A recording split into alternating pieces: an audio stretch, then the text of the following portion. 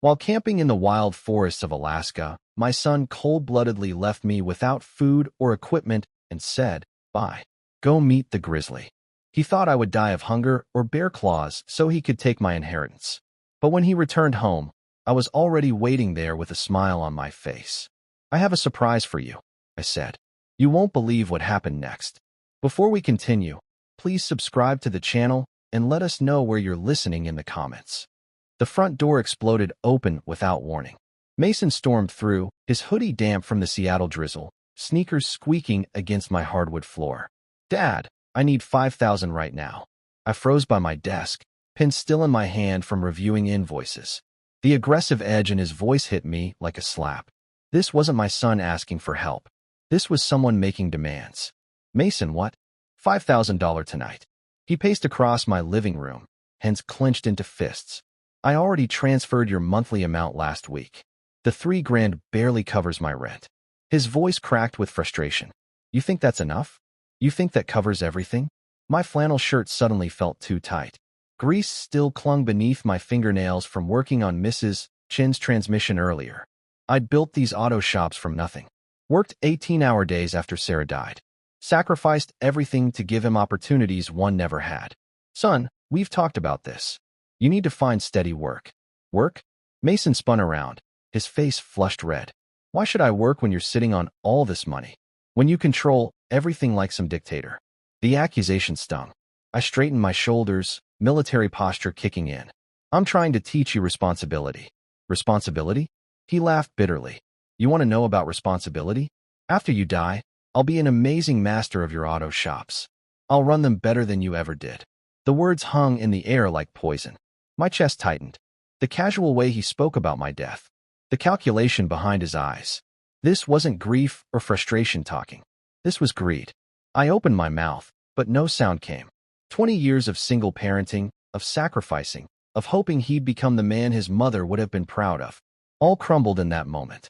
Mason must have seen the shock on my face. His expression shifted, realizing he'd revealed too much. Without another word, he spun toward the door. The slam echoed through the house like a gunshot. The family photo on the mantel rattled, Sarah's smiling face trembling behind the glass. I stood there motionless, watching it slowly settle back into place. The silence pressed against my ears.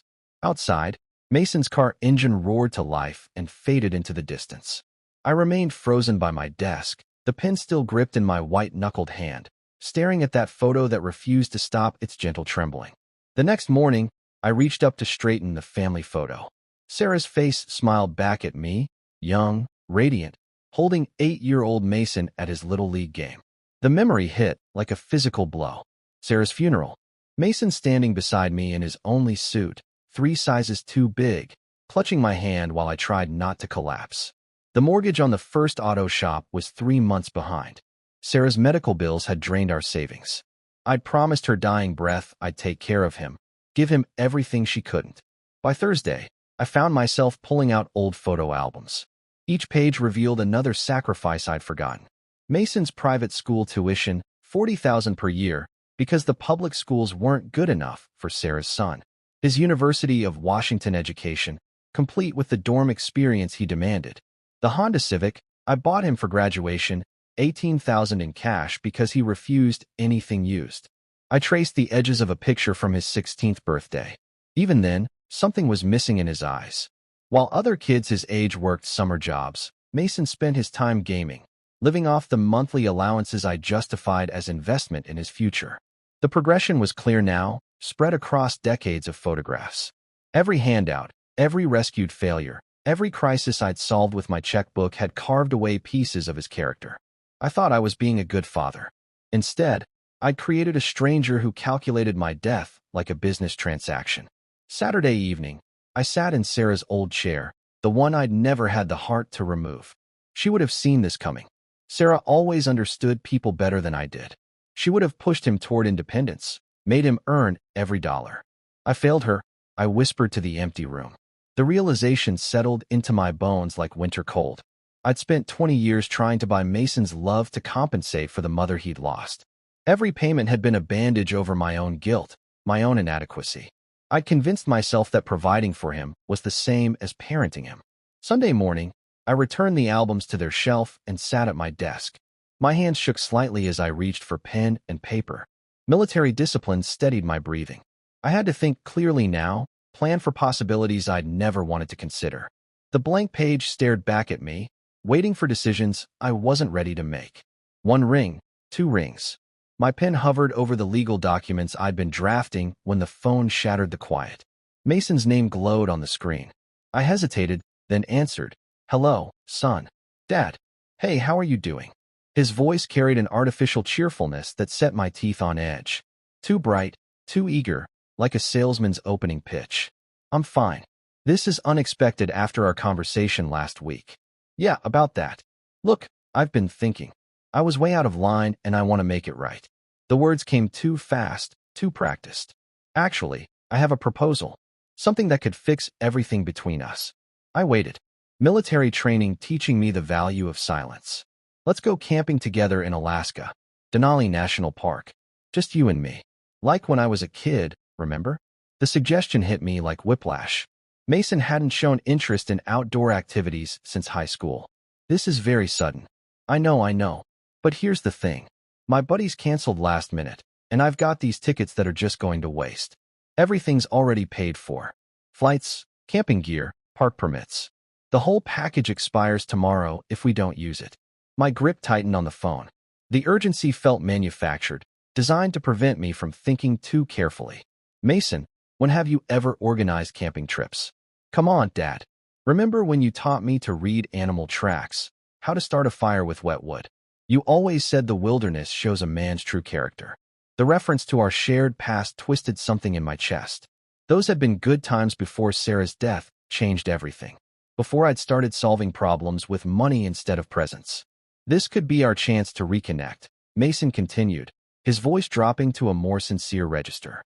"To remember what we used to have, no distractions, no city stress, just father and son in God's country." I closed my eyes, war between hope and instinct raging in my chest. Every rational part of my brain screamed warning. The timing, the sudden enthusiasm, the convenient story about canceled friends, it all felt orchestrated. But underneath the suspicion lived a deeper pain. What if this was real? What if my son genuinely wanted to rebuild our relationship? "The flights leave March 25th, Mason pressed. "Seattle to Anchorage. Then we drive up to the park. 5 days in the wilderness, just like the old times." 5 days, I repeated slowly. "Dad, please. These tickets are burning, and this might be our last chance to fix what's broken between us." The silence stretched between us. I stared down at the papers on my desk. Legal documents that could change everything. Precautions against possibilities I prayed would never materialize. "All right," I heard myself say. "Let's do it." "Really? That's fantastic. I'll text you the flight details. Meet me at SeaTac departure gate." "This is going to be amazing, Dad. You'll see." The line went dead. I set the phone down carefully, my hand trembling slightly. Outside, Seattle's eternal drizzle painted patterns on the window. I looked back at the documents spread across my desk, then at the pen in my hand. Hope and preparation. Both felt like betrayal. 3 days later, I folded the legal documents carefully and slipped them into my travel bag's inner pocket. The papers felt heavier than they should have, weighted with possibilities I'd never wanted to consider. Mason waited by gate C12, bouncing on his heels like an overeager teenager. His backpack looked brand new, tags still attached to the zippers. When he spotted me approaching, his grin stretched too wide. "Dad, perfect timing. They just called for boarding. You seem excited." I studied his face, noting the slight twitch in his left eye. Military training had taught me to read nervous energy, distinguish genuine enthusiasm from performance. Why wouldn't I be father-son adventure in the last frontier? He shouldered his pack with obvious effort. "When's the last time we did something like this?" During the first flight, he chatted nonstop about wilderness photography in fresh air, consulting his phone more than seemed necessary for someone eager to disconnect. I shared stories from my Navy survival training. How to read weather patterns, identify edible plants, navigate without GPS. "You really know all this stuff?" Mason asked, scribbling notes on a napkin. 20 years in the service teaches you to be prepared for anything." Something flickered across his expression. Calculation masked as admiration. Our layover in Seattle stretched longer than expected. Mason excused himself 3 times, claiming bathroom breaks that lasted 20 minutes each. Through the terminal windows, I watched planes taxi against gray afternoon sky, Alaska growing closer with each passing hour. The final flight carried us over mountain ranges that looked like broken teeth against the horizon. Mason pressed his face to the window, but his reflection showed tension rather than wonder. Anchorage hit us with crisp air and the smell of snow. The rental car counter moved efficiently. Toyota 4Runner, extra insurance, chains for mountain roads. I handled the paperwork while Mason loaded our gear, favoring his right shoulder like something act. Outdoor supply store next, he announced, consulting his phone again. Need to grab a few extras. At Northern Exposure Outfitters, he insisted on specific items. High-powered flashlights, emergency flares, rope, more than seemed necessary for basic camping. The clerk, a weathered man with frostbitten scars, raised an eyebrow at our purchases. Planning to get lost out there? Just want to be prepared, Mason replied quickly. Highway 3 stretched before us like a gray ribbon through endless forest. Mountains rose on both sides, snow-capped peaks catching the last daylight. Road signs warned about moose crossings and winter driving conditions. Beautiful country, I said, trying to bridge the silence that had settled between us. Yeah, really isolated. Mason's voice carried a strange satisfaction. Miles from anywhere. We stopped for gas and was as darkness began to fall. While I filled the tank, Mason wandered toward the convenience store. Through the fluorescent-lit windows, I watched him pull out his phone and dial. His posture changed, shoulders hunched, voice low and urgent. When he returned, I asked casually, "Everything all right? Saw you on the phone. Just checking weather conditions for tomorrow." He avoided my eyes. Storm system moving in, but should clear by morning. The lie came too easily. I checked the forecast myself. Clear skies predicted for the next 3 days. As we pulled back onto the highway, that familiar military unease settled in my gut. The same instinct that had kept me alive in hostile territory. Something was wrong. I just couldn't figure out what. 40 miles later, the gas station conversation still bothered me. So, what did the weather service actually say? Mason's grip tightened on the door handle. Possible snow flurries. Nothing major. The deflection confirmed my suspicions, but I kept my voice neutral. Good thing we packed extra layers. Denali's entrance appeared around a bend. Wooden signs announcing the park boundaries. Cabins scattered among towering spruce trees. The visitor center buzzed with early morning activity despite the season. Most tourists came in summer. March visitors were serious outdoorsmen or locals. Denali Lodge Motel looked exactly like the brochure photos Mason had shown me. Rustic log construction, rooms with names like Grizzly Den and Caribou Creek. The desk clerk, a young woman with calloused hands, processed our registration while Mason studied trail maps displayed on the wall. "First time to Denali?" she asked. "For him." I nodded toward Mason. "I've been to Alaska before, military exercises. Which trails are you considering?" Mason stepped forward before I could answer. Planaka River backcountry route. We want the full wilderness experience. The clerk's expression shifted to concern. That's advanced terrain, very remote. Most people start with the shorter nature trails. We're experienced campers, Mason insisted, though his definition of experience apparently included 0 actual camping trips in the past decade.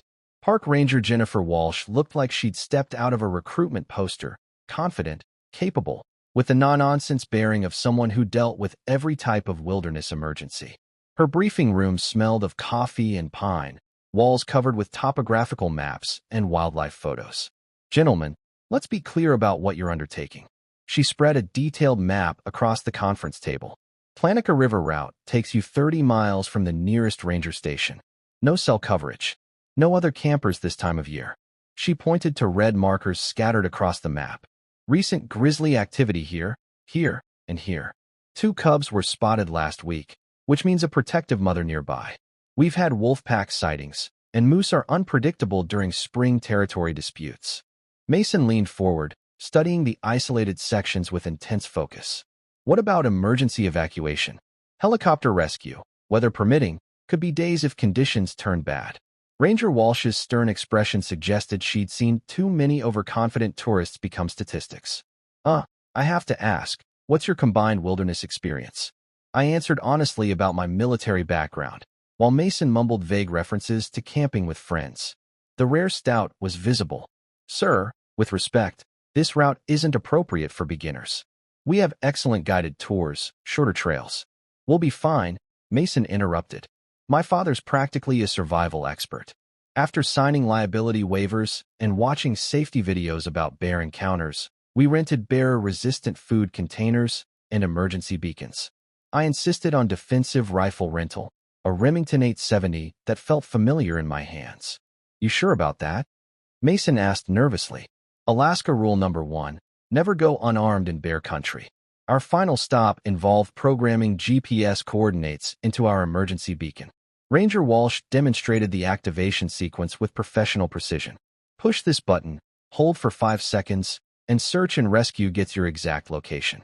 But remember, in that back country, even with coordinates, rescue could take 12 to 18 hours minimum. Loading our packs into the truck, I felt that familiar pre-em mission tension. Every detail screamed warning: the remote location, Mason's obvious inexperience, his strange insistence on maximum isolation. "Still sure about this route?" I asked as we pulled away from the ranger station. Mason's smile looked forced. "Absolutely. No turning back now, right, Dad?" The phrase hit my ears wrong. Less encouragement, more finality. Through the rearview mirror, I watched the ranger station disappear behind forest. Our last connection to civilization fading into wilderness that suddenly felt less like adventure and more like trap. The forest road narrowed until branches scraped our windows like skeletal fingers. My GPS showed our position, moving deeper into unmarked territory, past the last cell tower, beyond the final trail marker, into wilderness that had swallowed unprepared travelers before. "We're officially off the grid now," I murmured, watching the signal bars disappear from my phone. Mason's laugh sounded hollow. "Perfect. Just us and nature." Mile 23. Plonica marked the end of drivable road. I parked beside weathered wooden posts that looked like grave markers in the dim afternoon light. Unloading our packs revealed the weight difference.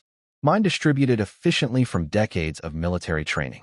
Mason's bulging awkwardly with gear he'd never tested. "Jesus, this thing weighs a ton," he complained, struggling with the shoulder straps. "Proper packing takes practice." I adjusted his weight distribution, noting how he winced when I touched his right shoulder. "You hurt yourself." "Old injury, nothing serious." The trail wound through dense spruce forest where afternoon sun barely penetrated. Moss-covered logs created natural obstacles, and small streams required careful stepping stone navigation. Wildlife signs appeared immediately. Massive moose tracks pressed into muddy patches. Eagle cries echoing from somewhere above the canopy, and the distant howling that meant wolves. "You hear that?" Mason stopped suddenly, face pale. The wolf pack probably 5 miles away. I kept walking, but noticed his nervousness had nothing to do with wildlife appreciation. For someone who'd insisted on this remote route, he seemed genuinely frightened by its realities. 3 hours of hiking brought us to a clearing beside a Russian creek. Perfect campsite with flat ground, fresh water, and clear sight lines in all directions. Military habits kicked in as I surveyed defensive positions and escape routes, while Mason sat heavily on a fallen log. "How much farther do we go?" he asked, breathing hard. "This is good for tonight. We'll push deeper tomorrow." Setting up camp revealed more of Mason's inexperience. While I methodically established our perimeter, food cache hung 12 feet high, cooking area downwind from sleeping quarters, emergency supplies easily accessible. He struggled with basic tent assembly. "Dad, can you help with this?" He held up tangled guidelines like surrender flags. Teaching him proper technique felt like old times back when he'd wanted to learn instead of just inherit. But something nagged at me. Why insist on wilderness camping when you couldn't handle basic equipment? Evening campfire cast dancing shadows across our small clearing. I prepared a simple meal while Mason sat unusually quiet, staring into the flames with an expression I couldn't read. The temperature dropped steadily. March nights in Alaska demanded respect. "Remember when we used to do this?" I tried conversation, hoping to recapture some connection. "You were maybe 10, insisted on roasting marshmallows until they caught fire. Mom was still alive then." His voice carried unexpected sadness. "She loved our camping trips. Said they brought out the best in people." Mason nodded, but his eyes remained distant. "Tell me about your childhood, Dad. Before the military, before the business, what was it like being poor?" The question surprised me. Mason rarely showed interest in my background. I found myself sharing stories I hadn't told in years. Growing up in rural Montana, working farms during summer, earning every dollar through sweat and determination. Sounds hard, he said, but his tone suggested calculation rather than sympathy. Hard work built character taught me the value of earning what you have. Something flickered across his features. Resentment maybe or frustration, but when he spoke, his voice remained carefully neutral. Lucky for me, right? Getting to skip all that character building. The conversation continued around the fire, Mason prompting stories about my military service, survival training, the skills that had kept me alive in hostile environments. I shared more than usual, encouraged by what seemed like genuine interest. How do you know when someone's lying to you? He asked suddenly. Body language, voice patterns, inconsistencies in their story. I poked the fire, sending sparks spiraling into darkness. Why? Just curious. You've always been good at reading people. Later, as I banked the fire for the night, peaceful silence settled over our campsite. Stars emerged in patterns I hadn't seen since my last deployment, unmarred by city lights. The wilderness felt pristine, untouched, almost sacred. I'll take first watch. Mason volunteered. Not really tired yet. You sure? We've got a long day tomorrow. Yeah, I want to enjoy this. Listen to the forest sounds. I crawled into my tent, trusting my son to wake me for the second shift. Through the nylon walls, I could hear him moving around the fire, adding logs, settling into watch position.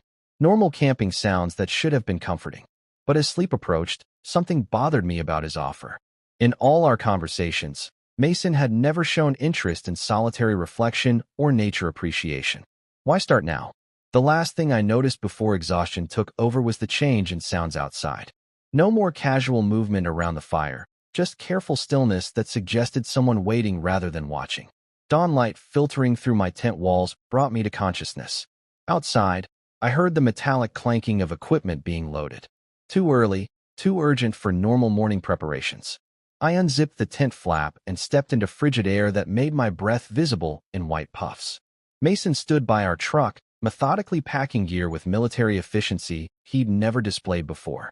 Every piece of survival equipment, GPS device, emergency beacon, rifle, food containers disappeared into the vehicle. What's going on? My voice cut through the morning silence.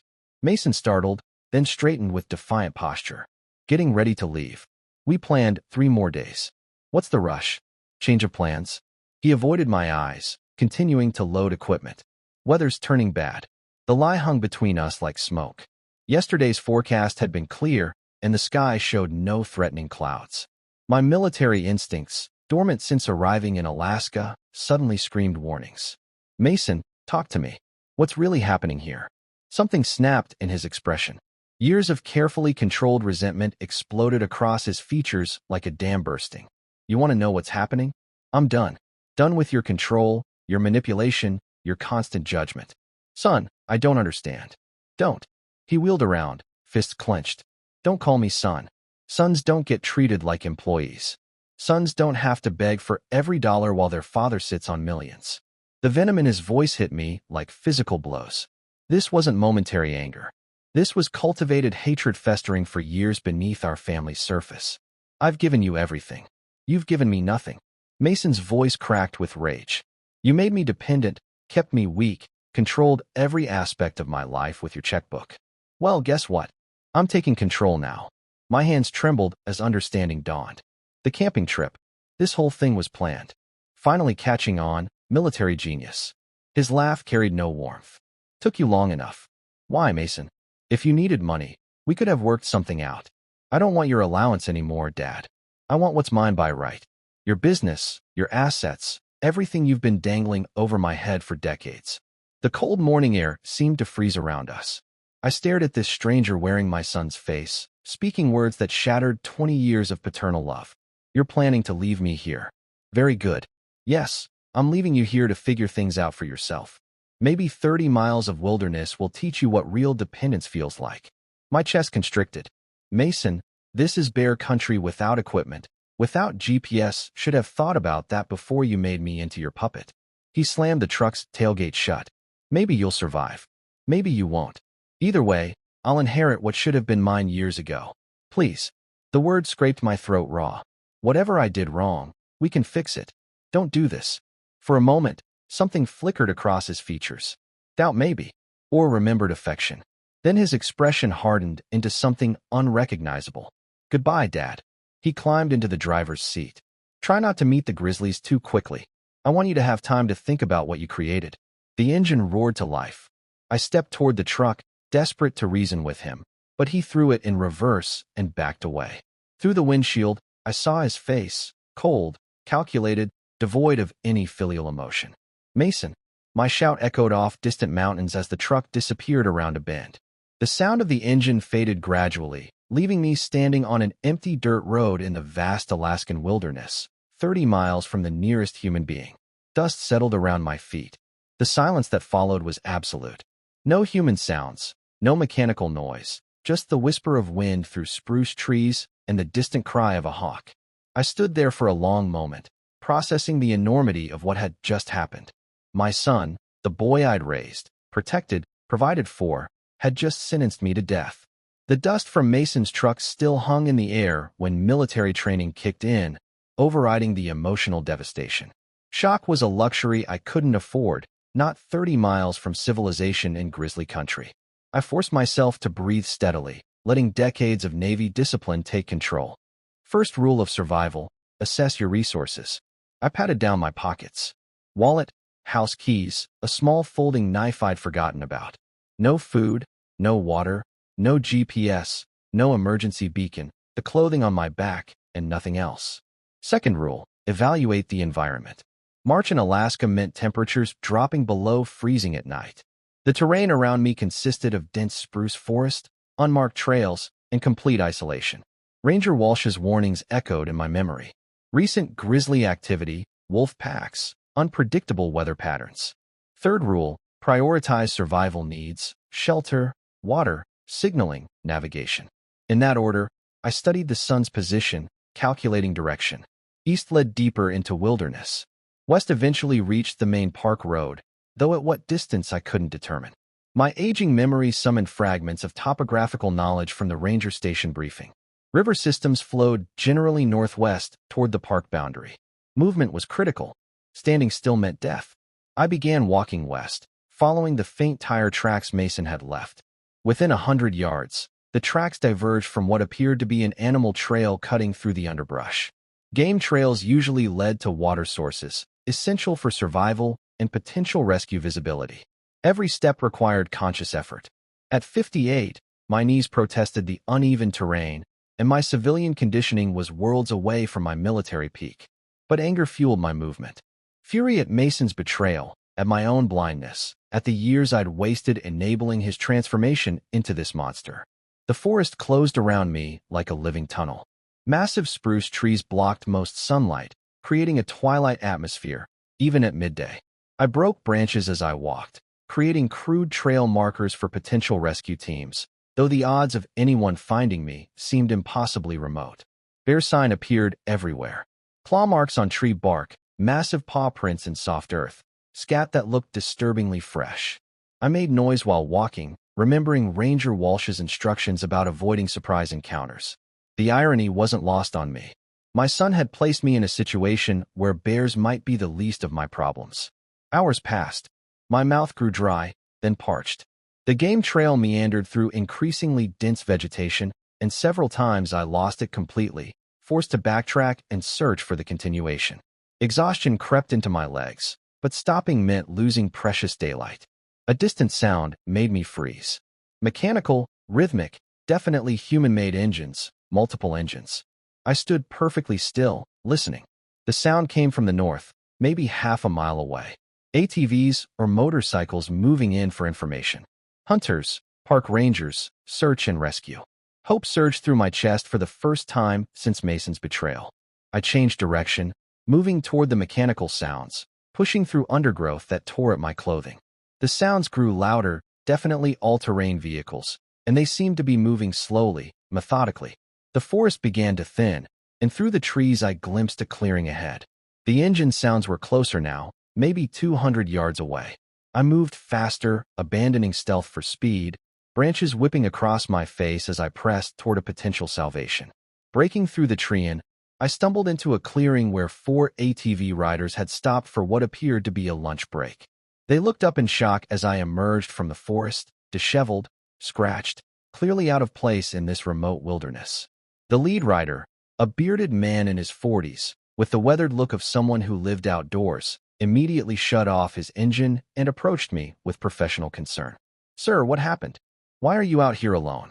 My voice came out hoarse from dehydration and stress. "My son, he left me here, took all our equipment, and drove away." The man's expression shifted from concern to disbelief. "Someone abandoned you here? That's attempted murder. I'm William Harper. My son Mason brought me on a camping trip." Then I struggled to explain the situation without revealing the full extent of family dysfunction. "He took our truck and all our survival gear. Said he was leaving me to die." "Jesus." The bearded man removed his helmet, revealing intelligent eyes that seemed to be assessing my condition and story simultaneously. "I'm Oliver Reed, former park ranger here. These are my friends. We're doing a backcountry tour."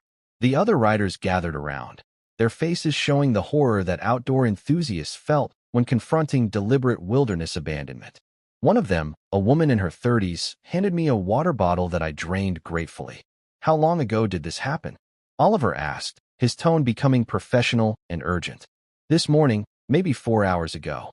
Oliver exchanged glances with his companions. "We need to get you out of here immediately. Radio range is limited, but we can reach the ranger station from higher elevation. There's something else." Oliver continued studying his GPS device. "If your son took the main road out, he's looking at a 6-hour drive minimum to reach Anchorage. But I know a shortcut. Old Ranger Trail that cuts through the backcountry. We can have you back to the park entrance in 90 minutes. The implication hit me like electricity. "You mean I could get back before him?" "Easily. The question is, do you want to involve law enforcement immediately, or do you have other plans?" Something hard crystallized in my chest, replacing the desperation and fear I'd carried since dawn. Mason had calculated my death, planned my abandonment, counted on my helplessness. He'd made one critical error, underestimating the wilderness community's solidarity and my own survival instincts. "I want to get back to the motel first," I said carefully, "before I decide anything about police." Oliver nodded, understanding, passing between us. "Climb on behind me. We'll take the Ranger Trail. Your son will never see us coming." The ATV ride through hidden forest paths revealed a side of Denali I'd never imagined. A network of service trails maintained for emergency access, known only to rangers and serious backcountry guides. OL navigated with the confidence of someone who'd traveled these routes for years. "I spent 15 years as a ranger here," he explained over the engine noise. "Son, a lot of stupid decisions, but deliberate abandonment. That's criminal territory." The terrain blurred past, creek crossings, steep inclines, sections where we had to dismount and guide the ATVs around fallen trees. Despite the rough conditions, we made excellent time, emerging on a paved road well ahead of Oliver's estimate. Denali Lodge Motel appeared in the distance, its log cabin architecture looking incredibly welcoming after my morning in the wilderness. As we approached the parking area, I scanned for our rental truck. "Not yet returned. Looks like your son's still driving back," Oliver observed. "You've got time to prepare whatever reception you're planning." The other riders offered contact information, promising to serve as witnesses if legal proceedings became necessary. Oliver handed me his card inscribed with personal cell and email. "Call me when you're ready to talk to authorities. What your son did, there need to be consequences." As they prepared to leave, Oliver paused. "Sir, you mind me asking what are you planning to do when he gets back?" I looked toward the motel room where our belongings waited, then at the legal documents still folded in my jacket pocket. Mason had spent years planning my destruction. Now it was my turn to plan his. "I'm going to give him exactly what he wants," I said quietly, "just not the way he expects to get it." Back in our motel room, I sat on the edge of the bed and pulled out my phone. Oliver's card lay beside me along with his offer to contact authorities immediately. But first, I needed to understand exactly what I was dealing with. The legal documents I'd prepared back in Seattle felt prophetic now, folded in my jacket pocket like a loaded weapon. 3 weeks ago, I'd changed my will in a moment of paternal disappointment. Now that decision looked like divine preparation for war. I spread the papers across the small desk, reviewing the language I'd crafted with my attorney. Mason would inherit nothing. Everything would go to wildlife conservation charities, veterans organizations, and a scholarship fund in Sarah's name. The irony was perfect. My son's attempt to murder me for inheritance would leave him with exactly nothing. But legal documents alone weren't enough. I needed evidence, witnesses, consequences that would follow Mason for the rest of his life. I dialed Oliver's number. He answered on the first ring. "William, you settled in? All right. I need your help with something specific. When Mason returns, I want everything documented. His reaction, his words, everything. You planning to confront him before calling police? I'm planning to give him exactly what he thought he wanted, the chance to inherit my business. Right up until the moment he realizes what he's actually done to himself." Silence stretched across the connection. Finally, Oliver spoke. "That's strategic. You want me there as witness. If you're willing, and maybe bring that digital camera you had on the trail. Mason's going to say things that should be preserved for a jury. What time you expecting him?" I calculated Mason's route. Main Park Road to Anchorage Highway. Probable stops for gas and food. His tendency to drive cautiously on unfamiliar roads. Between 9 and 10 tonight. He'll be tired, overconfident, expecting to find an empty room and a grieving father who never made it back. Instead, he finds his intended victim very much alive, and very well prepared. After Oliver agreed to arrive by 8:30, I called my attorney in Seattle. The conversation was brief, but crucial. Tomorrow morning, the new will would be filed officially, regardless of tonight's outcome. Mason's inheritance would evaporate the moment legal documents hit the courthouse. Next, I contacted the motel office and arranged for an adjacent room for Oliver. The desk clerk, an elderly woman who'd seen decades of Alaskan drama, asked no questions about the unusual request. Evening approached with surreal calm.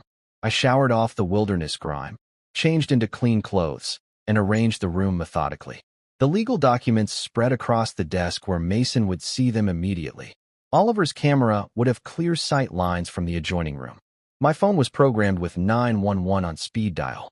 Military training had taught me that preparation eliminated variables. Tonight, Mason would walk into a controlled environment where every advantage belonged to me. The irony wasn't lost on me. My son had spent months planning my death in the wilderness. Now I was planning his social and financial death in civilization. The difference was that my plan would leave him alive to face consequences. At 8:15, Oliver knocked softly. He entered carrying professional photography equipment and the grim expression of someone who'd seen too many wilderness tragedies. Recording equipment set up in the adjacent room. Audio and video coverage of this entire space. He gestured toward the connecting door. "When he arrives, you'll have everything documented. What happens legally when we turn this over to authorities? Attempted murder in the first degree. Alaska takes wilderness abandonment seriously. It's essentially death sentence with extra steps. With your testimony, my witness statement, and whatever he says tonight, he's looking at serious prison time." I nodded, feeling a cold satisfaction settle in my chest. Then we wait. Outside, darkness gathered around the motel like a closing fist. Through the window, I could see the main road, where Mason's headlights would soon appear, carrying him toward a reckoning he'd never imagined possible. The phone showed 8:47 p.m. Any minute now, my son would discover that his perfect crime had become his perfect downfall. Headlights swept across the parking lot, and I recognized the distinctive sound of our rental truck engine. Mason had returned from his failed murder attempt, probably rehearsing grief-stricken phone calls to report his father's tragic disappearance. I positioned myself in the chair facing the door, legal documents clearly visible on the desk. Through the connecting wall, I heard Oliver adjusting his recording equipment. Everything was ready. Mason's key scraped the lock twice before catching. When the door opened, he stepped inside with the cautious air of someone expecting to find an empty room. The overhead light illuminated his face, and I watched recognition hit him like a physical blow. "Dad," the word came out strangled, disbelieving. "Hello, son. How was your drive?" His face cycled through confusion, shock, and something approaching terror. How are you here? How did you get back? Turns out I'm harder to kill than you calculated." Mason's legs seemed to buckle slightly. He gripped the door frame, eyes darting around the room as if searching for escape routes. "I don't understand. I left you 30 miles from nowhere without food, water, or equipment." "Yes, I remember." I kept my voice conversational, almost friendly. Interesting choice of last words, by the way. Go meet the Grizzlies. Really captured the sentiment beautifully. Dad, wait. You don't understand. Oh, I understand perfectly. You brought me to Alaska to murder me for my inheritance. Spent months planning it. Researched the most remote location possible. Even practiced your shock son routine for when the authorities found my body. Mason's mouth opened and closed wordlessly. Sweat beat on his forehead despite the cool evening air. The problem with your plan, I continued standing slowly, is that you underestimated the wilderness community. Turns out there are people who actually help each other survive instead of abandoning family members to die. Look, if this is about money, it was always about money for you. That's what I finally understand. Every conversation, every camping trip, every moment of what I thought was father-son bonding. You were just calculating my net worth. I walked to the desk and picked up the legal documents. You want to know what's fascinating? 3 weeks ago, right after our fight, I changed my will. Called it paternal disappointment at the time. Mason's eyes locked onto the papers in my hands. What do you mean changed? I mean, you inherit nothing. Not the auto shops, not the bank accounts, not the house your mother loved. Everything goes to charity, wildlife conservation, veterans organizations, scholarship funds. The color drained from his face completely. You can't do that. I'm your son. You were my son. This morning you became something else entirely. A man who calculated his father's death for financial gain. Dad, please, if you'll just listen. I listened this morning while you explained how my controlling behavior ruined your life. I listened when you said I deserved to die alone in bear country. I'm done listening. Mason's composure cracked completely. You self-righteous bastard. You created this. Your constant control, your manipulation, keeping me dependent while judging every choice I made. There it is. The real Mason Harper. You want to destroy me? Fine. But remember, you made me into this. Every dollar you dangled, every condition you attached, every way you controlled my life. This is your creation. I felt a strange calm settle over me. You're absolutely right. I did create this. I enabled your dependence, bought your affection, confused providing with parenting. That's my failure as a father. Then changed the will back. Fix this. The will was filed this afternoon. It's done. I walked toward the door, past my son, who looked smaller, somehow diminished. But you're wrong about one thing. I didn't create your willingness to commit murder. That choice was entirely yours. Mason's voice cracked. Where are you going? To call the police. Attempted murder is still a felony, even when it fails. Dad, wait. I paused at the threshold. Goodbye, Mason. In a strange way, you've given me exactly what I needed. Absolute clarity about who you really are. The last thing I saw before stepping outside was my son collapsing into the chair I'd vacated, staring at the legal documents that represented the complete destruction of everything he'd tried to gain through my death. The fluorescent lights in the Anchorage Police Department interview room buzzed overhead as Detective Sarah Martinez reviewed the evidence spread across the metal table. Oliver's digital recordings, my sworn statement, and Mason's own recorded confession from the motel room created an overwhelming case. Mr. Harper, I've been investigating wilderness crimes for 8 years. This is the most premeditated case of attempted murder I've encountered. Detective Martinez clicked through the audio recordings on her laptop. Your son's statements are remarkably incriminating. He always was thorough when he wanted something. The district attorney will file charges this morning. Attempted murder in the first degree, reckless endangerment, and conspiracy to commit fraud regarding your inheritance.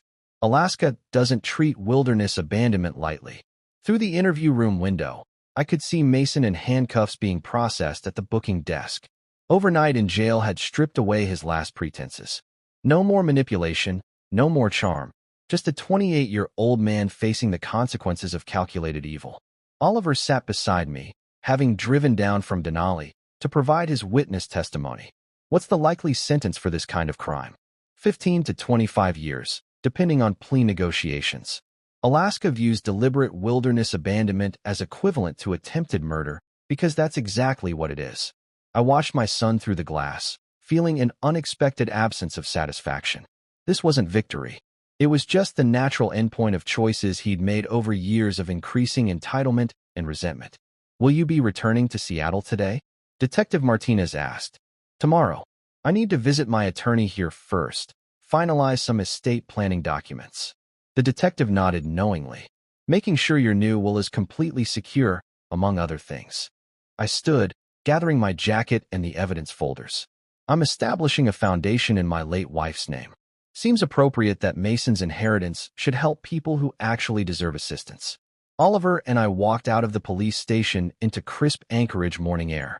Downtown traffic moved with typical Alaska pace, unhurried, practical, purposeful.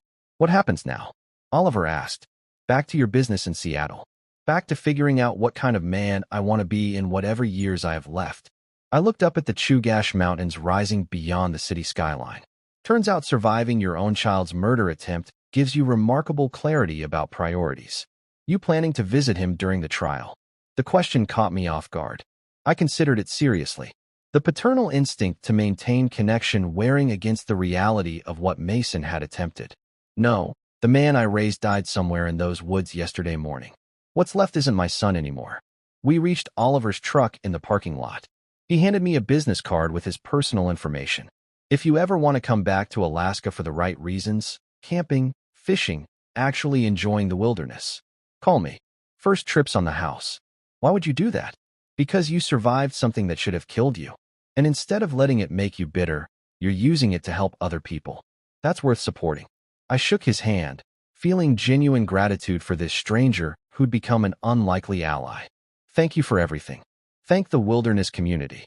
We look out for each other up here. As Oliver drove away, I pulled out my phone and dialed my attorney in Seattle.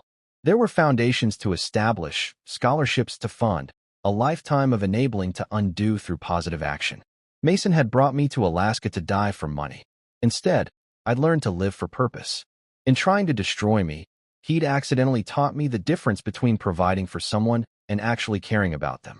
The irony was perfect and perfectly just. 3 days later, back in Seattle, I received a letter from Mason in jail. 5 pages of manipulation disguised as apology, promising change if I just reconsider the inheritance, explaining how prison would ruin his life. I read it once, then fed it through my office shredder. Some relationships don't survive attempted murder, no matter how much money you've invested in them. If you like this story, please like this video, subscribe to the channel, and share your impressions of this story in the comments. To listen to the next story, click on the box on the left.